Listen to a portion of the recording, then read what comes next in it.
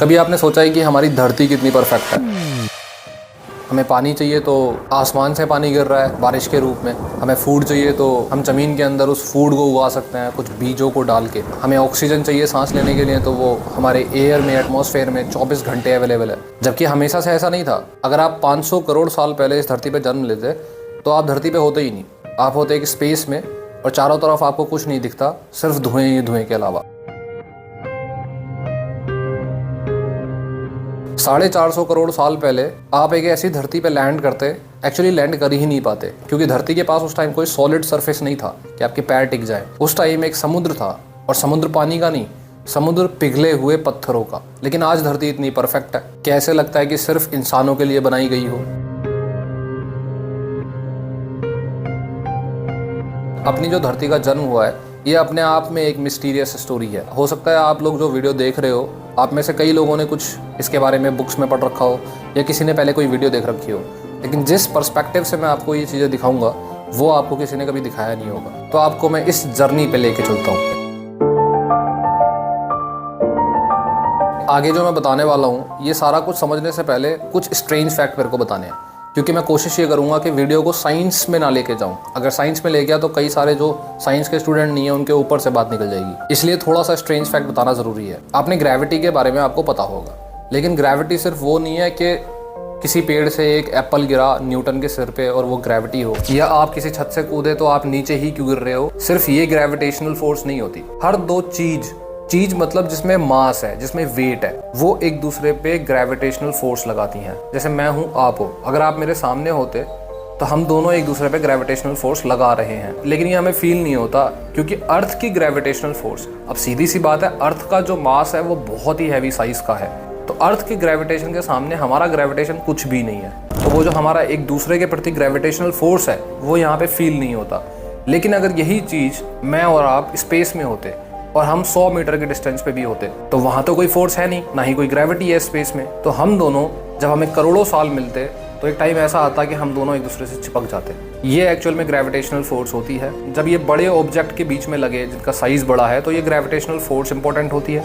जब ये छोटे छोटे पार्टिकल्स के बीच में लगे, जैसे मान लो धूल है, धूल के पार्टिकल बहुत छोटे होते हैं, उन दोनों में जो फोर्स लगती है एक दूसरे के करीब आने की, वो इलेक्ट्रोस्टैटिक फोर्स बोली जाती है। बस यही स्ट्रेंज फैक्ट बताना था, क्योंकि इसी से ही हमारी धरती, हमारे सारे प्लैनेट्स और हमारे सूरज का भी जन्म हुआ है। अगर हमें धरती के जन्म की बात करनी है तो हम सूरज के जन्म की बात ना करें, ये पॉसिबल ही नहीं है, क्योंकि सूरज के बिना धरती का एग्जिस्ट होना ये पॉसिबल नहीं है। अक्सर एक स्टीरियोटाइप चलता है कि जो लोग साइंस में बिलीव करता है वो अक्सर एथीस्ट्स होते हैं, वो भगवान में बिलीव नहीं कर सकते। साइंस भगवान के एंटी है, पर ऐसा नहीं है। खैर, मैं कोई खास बड़ा साइंटिस्ट नहीं हूँ, लेकिन फिर भी being a student of science and technology, जितना मैंने पढ़ा, जितना मैंने रिसर्च करी, मेरा भरोसा एक क्रिएटर में, अब उस क्रिएटर का नाम मैं नहीं ले रहा, लेकिन एक क्रिएटर में जो भरोसा है वो और ज्यादा पुख्ता होता चला जाता है। इसका एक छोटे से एग्जांपल से ही मैं शुरुआत करूंगा। हमारा जो सूरज है, जो हमारी धरती है और बाकी के प्लैनेट्स हैं, उनके क्रिएशन में भी ऑलमोस्ट सेम ही मेथोडोलॉजी यूज हुई है जो हर जगह होती है हमारी धरती पे। जैसे मान लो हम फूड उगाते हैं, आलू उगता है या गन्ना उगता है। जब गन्ना उगाया जाता है तो गन्ने का ही कुछ पार्ट काट के उसे धरती में डाला जाता है। अब गन्ने की जो आंखें होती हैं, आपकी स्क्रीन पे कुछ फोटोज आ रहे होंगे, उसमें दिख रहा होगा। अब गन्ने की जो आंखें होती हैं उसके थ्रू ही नए गन्नों का जन्म होता है, और जो पुराना गन्ना है, जो उसका माता या पिता बोल सकते हो, वो धीरे धीरे धरती में ही समा जाता है, डिकम्पोज हो जाता है। और ऐसे ही हमारे धरती और सूरज का क्रिएशन भी हुआ। करोड़ों साल पहले एक स्टार कोलैप्स हुआ। जब वो कोलैप्स हुआ तो स्पेस में एक बहुत ही बड़े साइज का, जायंट साइज का क्लाउड फॉर्म हो गया, और उस क्लाउड में क्या था? Dust and gases. अब मेरे को पता है कि ये इमेजिन करना ही कितना हार्ड है कि सिर्फ उन डस्ट और गैसेस से ही हमारा प्लैनेट और सूरज तक बने हैं। इसीलिए मैंने आपको बोला था कि अगर हम 500 करोड़ साल पहले पैदा होते धरती पे तो आप सिर्फ स्पेस में लटक रहे होते, क्योंकि धरती उस टाइम तक बनी नहीं थी। इनफैक्ट सूरज भी नहीं बना था और आपके चारों तरफ सिर्फ धुआं ही धुआं होता। अब जब स्पेस में सिर्फ डस्ट और गैसेस थी, तब वो प्रोसेस होना स्टार्ट हुआ जो मैंने आपको अभी स्ट्रेंज फैक्ट बताया था। इलेक्ट्रोस्टैटिक फोर्स लगनी शुरू हुई पार्टिकल्स के बीच में, छोटे छोटे पार्टिकल्स, वो एक दूसरे के करीब आना शुरू हुए। और ये कुछ घंटों में नहीं हो रहा था, कुछ महीनों में भी नहीं हो रहा था, सालों में भी नहीं हो रहा था, ये कई सौ सालों का प्रोसेस है। पार्टिकल्स धीरे धीरे एक दूसरे के पास आते गए और छोटे छोटे क्लस्टर बनते गए, जिसे आप रॉक बोल सकते हो, पत्थर बोल सकते हो। अब आप मेरी एक एक बात बड़े ध्यान से सुनना। ये चीज मैंने आपको बताई थी कि दो ऑब्जेक्ट हैं जिनके पास वेट है, वो एक दूसरे को अट्रैक्ट करते हैं। और जो जितने बड़े साइज का ऑब्जेक्ट है वो उतनी ज्यादा फोर्स लगाएगा दूसरे ऑब्जेक्ट पे। इसीलिए क्या हुआ, स्टार्टिंग में सबसे बड़े पत्थर फॉर्म हुए। जाहिर सी बात है कि वो बाकी के छोटे छोटे पत्थर या बाकी की डस्ट या गैसेस पे ज्यादा फोर्स लगाएंगे। और एक ऐसा टाइम भी आया होगा जहां एक सबसे बड़ा पत्थर है, फिर कुछ छोटे पत्थर हैं, कुछ और छोटे छोटे स्ट्रक्चर्स हैं। अब पत्थर जो सबसे बड़े साइज का था वो हमारे सूरज का आज कोर है। कोर मतलब सबसे अंदर का पार्ट। अब जो सबसे बड़े साइज का स्ट्रक्चर है, जो सूरज का कोर बना, उसके चारों तरफ जितनी भी डस्ट एंड स्मोक है वो भी उसकी तरफ अट्रैक्ट कर रही है। लेकिन उसके बाद कुछ अजीब सा फिनोमेना हुआ, आसपास कोई और स्टार कोलैप्स हुआ या किसी और तरीके की फोर्स लगी जिसकी वजह से जो बाकी की बची हुई डस्ट और स्मोक थी उसको एक डायरेक्शन मिल गया। अब आप ऐसे समझो कि ये पत्थर है और डस्ट पार्टिकल्स को इधर की तरफ डायरेक्शन मिल गया, लेकिन ये जो पत्थर है वो उसको खींच भी रहा है, तो एक फोर्स उसकी तरफ भी लगेगी। एक फोर्स इधर की तरफ लग रही है, एक ऐसे लग रही है, तो वो धीरे धीरे उसकी तरफ एक सर्कुलर मोशन में घूमने लग गया। और इसी तरीके से एक फॉर्मेशन हुई एक स्ट्रक्चर की बीच में, और चारों तरफ उसके एक डिस्क के शेप की डस्ट और सारी की सारी जो बची हुई गैसेस थी वो घूमने लग गई।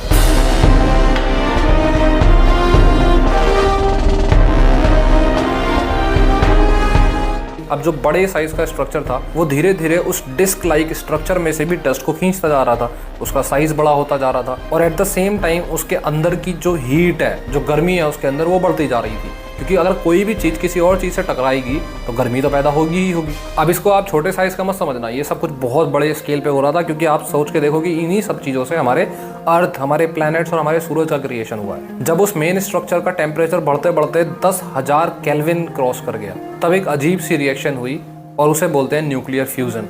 उस मेन स्ट्रक्चर में जो हाइड्रोजन था, जो हाइड्रोजन न्यूक्लियाई थे, वो हीलियम गैस से रिएक्शन करने लग गए। ज़्यादा टेक्निकल समझने की ज़रूरत नहीं है, बस ये समझ लो कि एक न्यूक्लियर रिएक्शन होती है और इसी रिएक्शन को इस्तेमाल करके अमेरिका जैसे कंट्रीज़ ने हाइड्रोजन बॉम्ब्स भी बनाए हैं। क्यों? क्योंकि इस रिएक्शन में बहुत high level of energy produce होती है।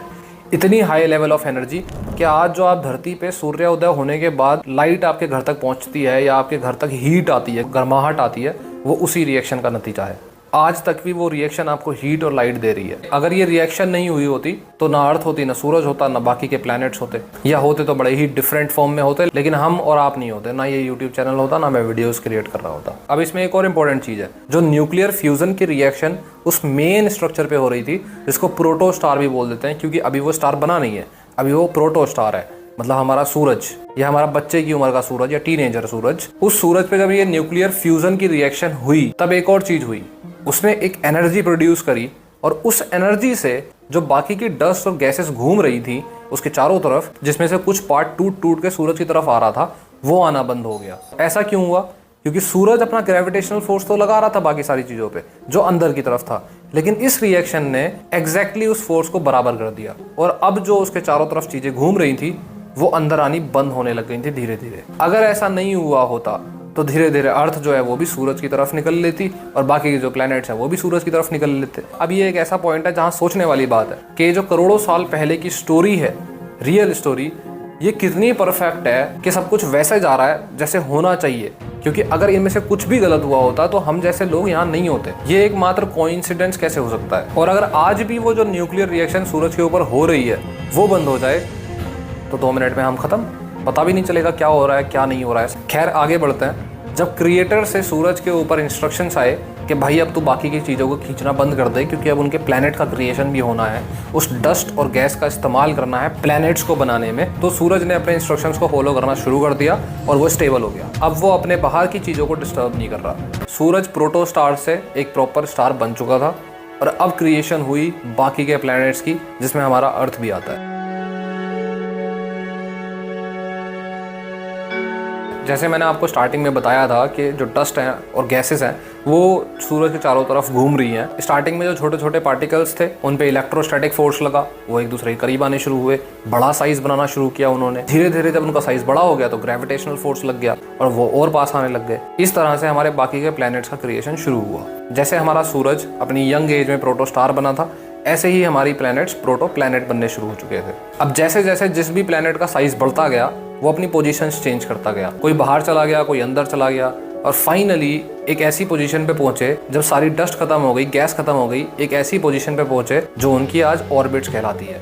अगर हमारी जो प्यारी अर्थ है, अगर उसका कुछ साइज और बड़ा हो गया होता या छोटा हो गया होता तो आज वो सूरज से उतनी ही आगे पीछे खिसक जाती। और थोड़ा बहुत भी ऊपर नीचे खिसकने का मतलब है हमारा और आपका नहीं होना। इसीलिए मैं कह रहा था कि जितना साइंस पढ़ते जाते हैं, मेरा जो बिलीफ सिस्टम है किसी एक क्रिएटर पे, वो बढ़ता जाता है। अब धीरे धीरे सारे प्लैनेट्स ने अपनी पोजीशंस को ले लिया।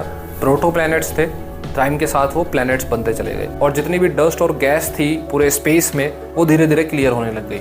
सब किसी ना किसी का पार्ट बन गए। अब सारे प्लैनेट्स की अपनी अपनी एक ग्रेविटी है, ग्रेविटेशनल फोर्स है, उसके साइज पे डिपेंड करते हुए, और वही ग्रेविटी आज है जो हम जमीन पे पैर रख के आराम से चल पाते हैं। अब इससे आगे की कहानी शुरू करते हैं, क्योंकि भाई जमीन तो क्रिएट हो चुकी है, लेकिन अभी वो ऐसी है कि आप उस पर पैर भी नहीं रख सकते। अब इसको थोड़ा दिमाग से समझना। जब प्लैनेट्स बन रहे थे और अर्थ बन रही थी, तो बहुत सारे स्ट्रक्चर्स एक दूसरे से टकरा रहे होंगे ग्रेविटेशनल फोर्स की वजह से। अब फील करने में ऐसा लगता है ये स्पेस में बड़े धीरे धीरे आए होंगे और चिपक गए होंगे, लेकिन ऐसा होता नहीं है। रोड पे अगर 100 किलोमीटर पर आवर की स्पीड पे भी कोई गाड़ी चल रही है और कोलैप्स कर जाए तो उसमें एकदम आग लग जाती है। क्यों? क्योंकि उसमें हीट प्रोड्यूस हो रही है, गर्माहट पैदा हो रही है। अब आप सोच के देखो कि वो जो स्ट्रक्चर्स थे, ये पत्थर थे बड़े बड़े साइज के, वो जब अर्थ के बच्चे वाले रूप से मिल रहे थे, टकरा रहे थे, तब कितनी हीट प्रोड्यूस होती होगी। क्योंकि उनका जो साइज था, आज वो ऐसे लगा लो आपके पूरे इंडिया का कोई पत्थर आके टकरा रहा है। और उनकी स्पीड कितनी हुआ करती थी? 1800 kilometre per hour, 1500 kilometre per hour.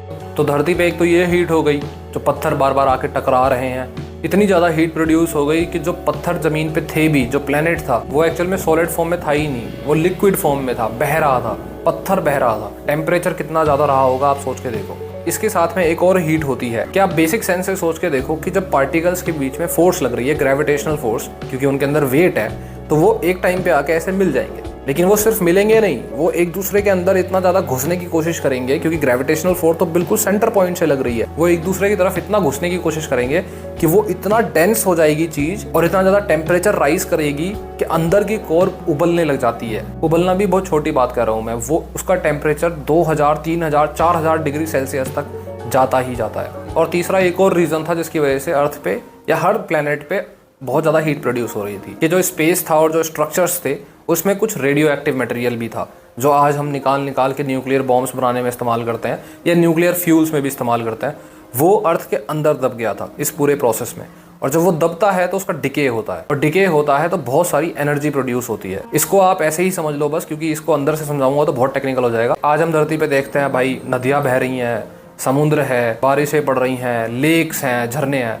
उस टाइम भी ये सारा कुछ हुआ करता था, लेकिन पिघले हुए पत्थरों का। इसीलिए मैंने कहा था कि अगर आप 400 करोड़ साल पहले आए होते तो आप सीधे पिघले हुए पत्थरों के समुद्र में डूब गए होते। अब धीरे धीरे जब अर्थ पूरी तरीके से फॉर्म हो चुकी थी, हालांकि वो उबल रही थी, टेम्परेचर बहुत हाई था, तब एक अजीब सा फिनोमेना हुआ। ऑलमोस्ट मार्स के साइज का प्लेनेट धरती से टकराया। उसका नाम था थिया। और वो इतनी तेजी से टकराया कि जितना टेम्परेचर ऑलरेडी अर्थ उबल रही थी, उसमें कई 100 डिग्री टेम्परेचर और ऐड कर दिया उसने। और थिया प्लैनेट का बहुत सारा जो मटेरियल था, स्ट्रक्चर था, रॉक था या फिर मिनरल्स भी थे, वो बहुत हाई अमाउंट में अर्थ के अंदर घुस गए और बाकी का बचा हुआ पार्ट टूट टाट के इधर उधर भाग गया। लेकिन एक पार्ट रह गया जो धरती से ज़्यादा दूर नहीं गया, और वही है हमारा मून, चंद्रमा। अब आपको ये अजीब लगेगा जान के कि धरती पे जो ये थिया प्लैनेट का कोलिजन हुआ इतना गंदा वाला, वो भी ज़रूरी था, क्योंकि जिन लोगों ने साइंस पढ़ी है उनको पता है कि अगर मून नहीं होता तो हमारी धरती पे क्या हाल होता और इंसानों का जीवन कितना मुश्किल होता। खैर, ये टाइम गुजरा, धीरे धीरे अर्थ के ऊपर अटैक होने बंद हो गए, क्योंकि सारी डस्ट और गैसेस अब सब अपने प्लैनेट पे पहुंच चुकी थी। सिर्फ सूरज था या प्लैनेट्स थे जो अपने ऑर्बिट में घूम रहे थे। अब अर्थ को टाइम मिल गया कि वो ठंडी हो सकती है। धीरे धीरे अर्थ का जो सरफेस टेम्परेचर था वो ठंडा होने लग गया। पहले जो अर्थ की सरफेस थी, जहाँ पे सिर्फ लावा बह रहा था या फिर सिर्फ पिघले हुए पत्थरों का ओशियन, जिसे मैग्मा बोल देते हैं, वो तैर रहा था, अब वो सॉलिड होने लग गया था। अर्थ की सरफेस सॉलिड हो गई। उसके बाद जो क्रस्ट है वो भी सॉलिड होने लग गई।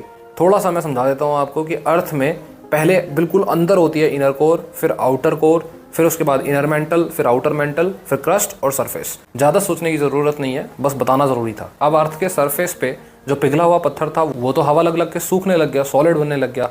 उसके नीचे की जो क्रस्ट थी वो भी सॉलिड बनने लग गई, लेकिन उसके अंदर जो इनर मेंटल थी उसको प्रॉपर हवा का नेटवर्क नहीं मिल पाया जो वो हीट को रेडिएट कर दे, और वो आज की डेट में भी कहीं कहीं वो अभी भी बह ही रहा है लावा, और कहीं कहीं वो सॉलिड हो चुका है। यही रीज़न है कि आज भी वोल्केनोज हमारी धरती पे हैं और आज भी आपको लावा देखने को मिल सकते हैं, क्योंकि वो जो हमारी अर्थ की मेंटल में आज भी जो पिघला हुआ पत्थर है वो कई बार अपनी स्पेस क्रिएट करके बाहर भाग जाता है। अब एक और अजीब बात और भगवान का, ऊपर वाले का करम, कि जो वोल्केनोज हमें पिक्चरों में लगता है कि भाई कितने डेंजरस हैं, नहीं होने चाहिए, कहीं और ही इनको पैदा कर दो या ख़त्म हो जाए, एक्चुअल में वो वोल्केनो भी रीज़न है हमारे ज़िंदा रहने के या हमारी धरती पे लाइफ के पैदा होने के लिए। क्योंकि जब धरती का फॉर्मेशन हुआ, इस पर अपनी ग्रेविटी थी, सूरज की हीट भी थी, लाइट भी थी, लेकिन ऑक्सीजन नहीं थी। ये वोल्केनोज धरती के अंदर से गैसेस को निकाल के बाहर फेंका करते थे, जिसमें हमारा पानी भी था, वाटर वेपर्स भी थी, अमोनिया भी थी, ऑक्सीजन भी थी, नाइट्रोजन भी थी, बहुत सारी गैसेस थी। और ये वोल्केनोज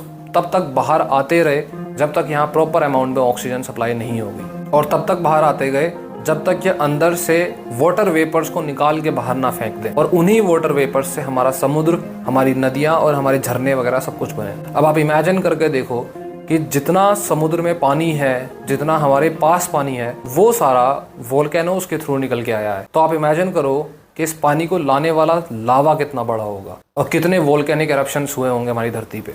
कि सारा प्रोसेस स्टार्ट होता है 4.6 बिलियन ईयर्स अगो, 460 करोड़ साल पहले, और 350 करोड़ साल तक हमारी धरती फॉर्म हो चुकी थी। और धीरे धीरे कुछ सिंगल सेल ऑर्गेनिजम्स ने, मतलब लाइफ ने जन्म लेना स्टार्ट कर दिया था। ये सब कुछ ही मिलियन ईयर्स में हुआ। और इस समय अगर एक भी चीज़ ऊपर नीचे हुई होती या गलत हुई होती तो हम और आप, अब क्वेश्चन आपके पाले में है कि क्या ये सब कुछ कोइंसिडेंस है या कोई ना कोई क्रिएटर इसको प्लान कर रहा था। खैर, आज की वीडियो में इतना ही था। अगर ये वीडियो अच्छी चली, आप लोगों ने अच्छा रिस्पॉन्स दिया, शेयर करी, लाइक्स बढ़िया दिए, तो आगे बहुत कुछ है इंटरेस्टिंग। क्योंकि जितना मैंने अभी तक आपको बताया है, इस पे ह्यूमन्स अभी अर्थ पे आए नहीं है, अभी बहुत कुछ होना बाकी है।